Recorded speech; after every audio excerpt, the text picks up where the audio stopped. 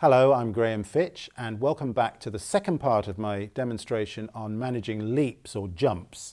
And I'm bringing you this demonstration from Steinway Hall in London, and it illustrates my article in Pianist magazine issue 87.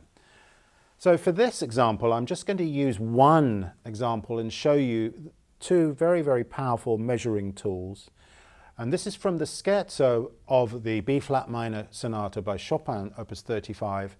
And it's the section just before the middle section, the tranquil middle section. I'm just going to show you the excerpt first. Here it is.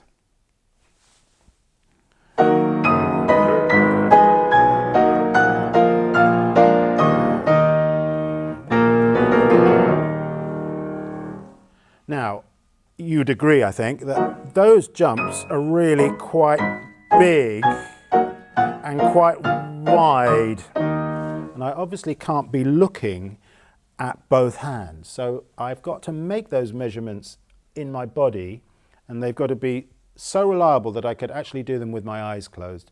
I'm not going to demonstrate this to the world now with my eyes closed, but certainly in my practice room I would do that. What I'm going to do is to show you first of all the technique of quick covering. Now, forget about rhythm. There's no rhythm involved in this, there's no pedal involved in this. All I'm doing is measuring the distances across the keyboard. So I hold my first position, that's my starting point.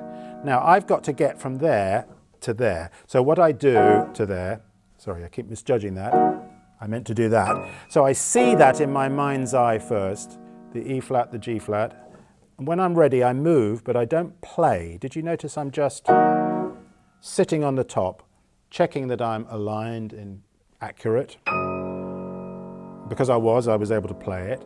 Now I wait on that chord, or that octave, until I'm ready to move to that one. Sit. Now I'm ready.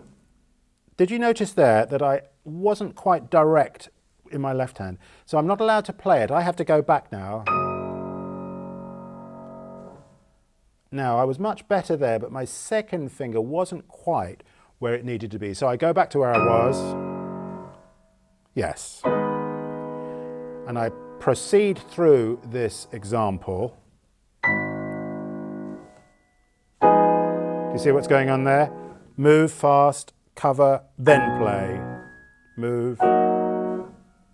No. Did you notice it? I'm very glad I didn't play that. I'd overshot again. So I'd need to go back to this position. Now I've undershot. That's likely to happen. You'll probably go the other way until you find your middle path. That's good. Now because that wasn't very good measurement, I'm going to do that a couple of times. Measure it. Yes. Then I can play it. Do you see the process? That's called quick cover.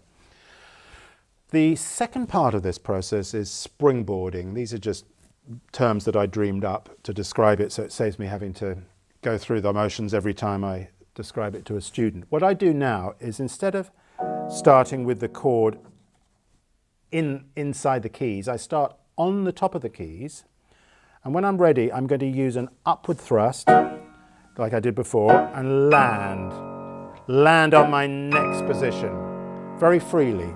Then I repeat the process with this chord.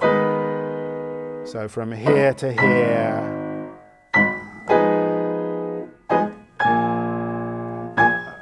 See how that works? So it's up, very free. Up.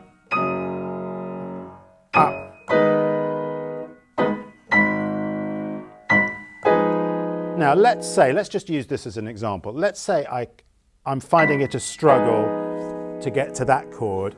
What I can do, I can land on, let's say, the middle of it in my left hand. Do you see what I did there? And then afterwards touch in the remaining notes, the notes that I didn't yet play. Show you that again. Touch in that. I can do it the other way around.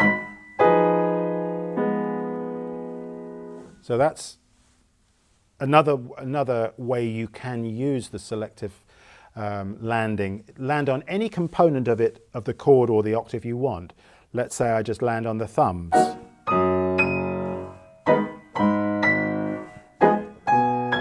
That actually feels less of a distance, I could do it the other way around. Let's say I played from the outside of the hand to the underside of the hand. Top, bottom, top, bottom. And that actually feels like no distance at all if I do it that way. I can also use the tapping techniques that I showed you before, where I just repeat a selected component of the chord. Let's say I'm going to take the middles.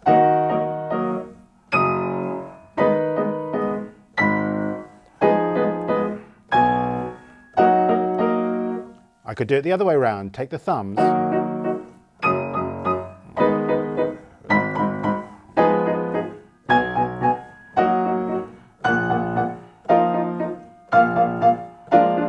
That keeps me very loose. Just before I leave you, I'd just like to bring this full circle and show you how you can use the rotary movements. Do you see there how I'm rotating from one position to the other? Another way of choreographing that is to feel that two chords are actually in one movement. So down, up, down, up, down, up, down, up, rather than a series of vertical downward movements. So choreography is all important there. I would practice those techniques daily and just keep coming back to them in your practice room. Just keep coming back to them until each stage is as perfect a result as the end product would be.